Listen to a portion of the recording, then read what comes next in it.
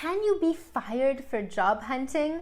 Maybe you're in a job right now that's just not the right fit for you, or maybe it's a terrible job and you're out there like really searching, like I need to get out of here. Or maybe actually your job is great, it's just that you want to be on the lookout for even better opportunities, like you're always looking to upgrade your life, which if you're here, I hope that's the kind of person who you are. By the way, if you're new to my channel, my name is Dahlia. I'm a career strategist and a communications specialist. What I do is I help people land high-paid work that they love by rebranding them for the new economy. And I myself have had more than 24 different jobs in communications, mostly for international organizations. And so, yeah, I've been the job hunter, just like you, for many years, and always looking for those next opportunities and upgrades. So how do you navigate this tricky space of wanting to upgrade your career, upgrade your life, and at the same time not wanting to get fired for getting caught out? You know, like you shouldn't have to feel like getting a better job or upgrading your life is something bad that you need to hide, but unfortunately some employers do see it that way. So keep watching so we can figure out the right strategy so you can upgrade your career without burning any bridges or getting in trouble where you currently are.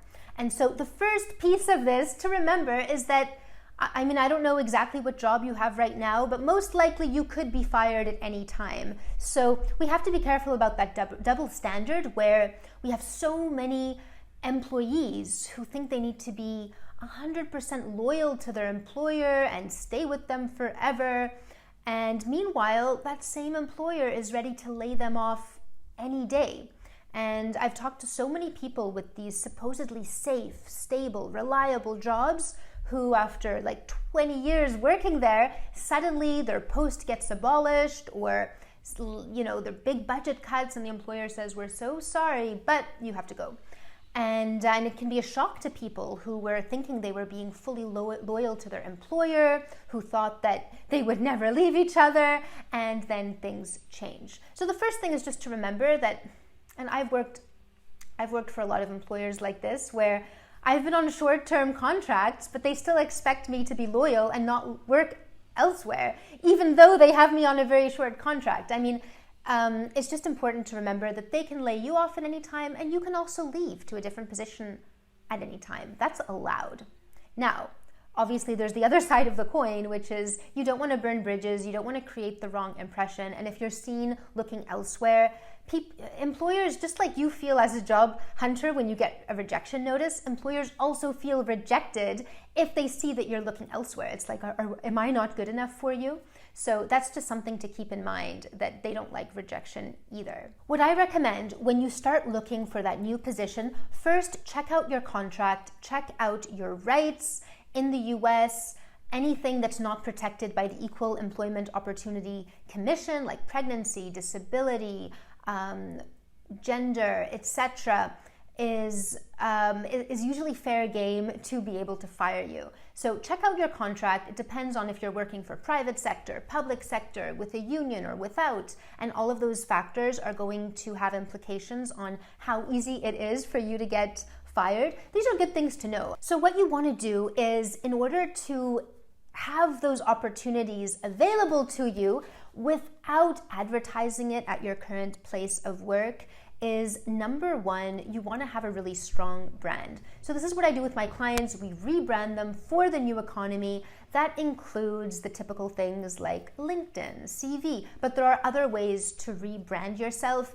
And the good news about rebranding is that it's not about turning you into a billboard advertisement for a job seeker. So it's not like you're branding yourself as a job hunter. Give me a job, because that is actually going to, number one, it's going to make your current employer possibly not very happy with you if they see that you are advertising that you're looking for work. But number two, it's also not great to attract high-paid offers, because it puts you in the position of looking like you're a hunter versus the hunted, like versus the one who employers know who you are, they value your skills, and they're coming to you saying, hey, I know you already have a job, I know you're already happy with it, but we would love to give you an even better position with more money.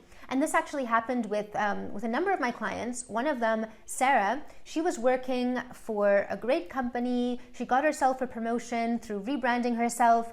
And then she started to have all of these other people coming to her, asking her, hey, I know you already have a job, but would you please come and work with me? Even if it's just part-time on the side. And so she started doing these extra contracts, which earned her a lot of money, obviously, because she was getting paid in addition to her current job. And then eventually one of them made her an offer she couldn't refuse, and she ended up leaving that company for another one. But at no point was she out there as the job hunter.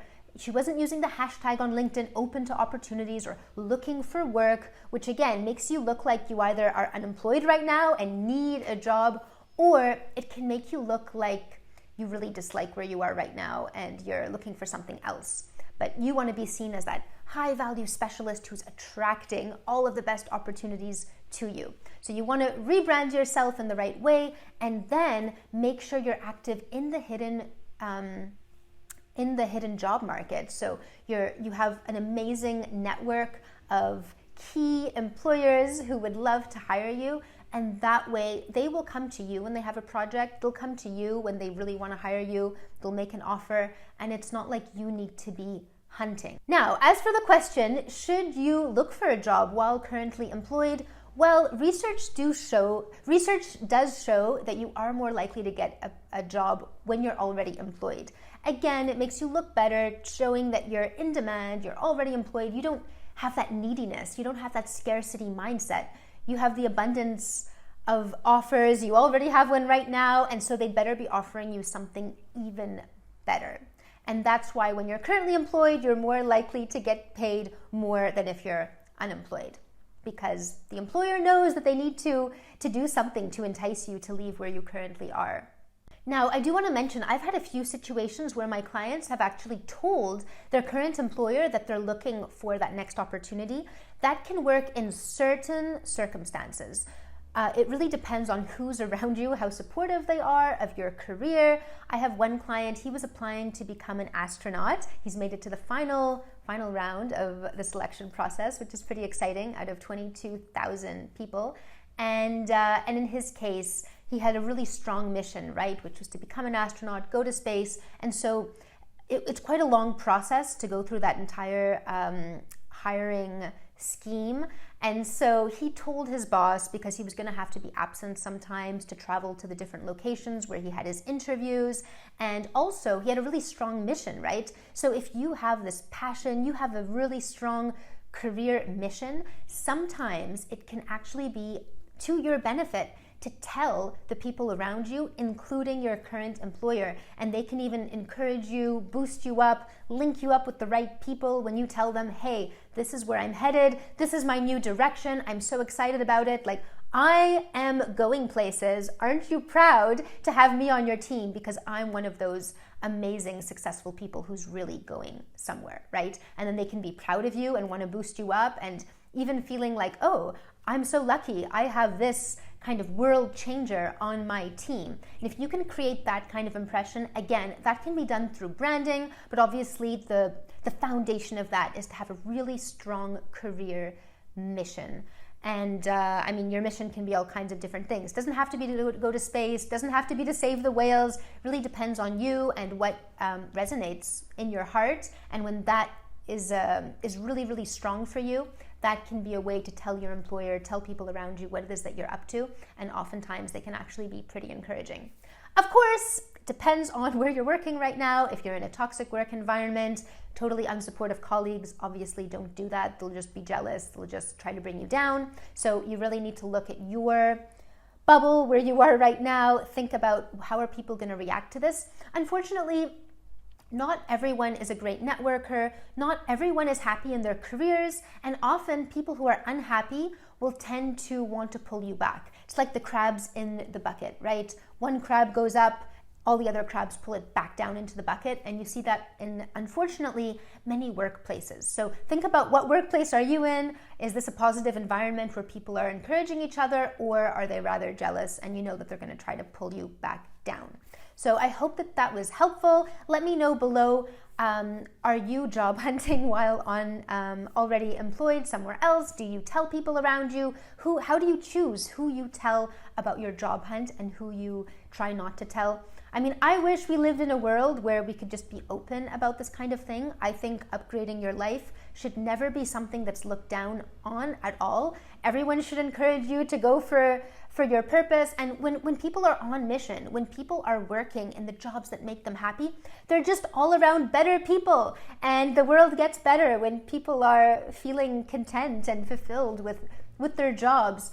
But unfortunately, as we know, 85% of workers don't like their jobs, and that means you do have 85% of people who are probably going to try to bring you down when you try to get to that next level. So be aware of that. Be careful with who you trust about your career goals. And I hope this was helpful for you. If you want to know more about branding yourself for the new economy, by the way, I have a free class that you can check out. I'll put the link below. And otherwise, thanks for watching, and I will see you on the next video.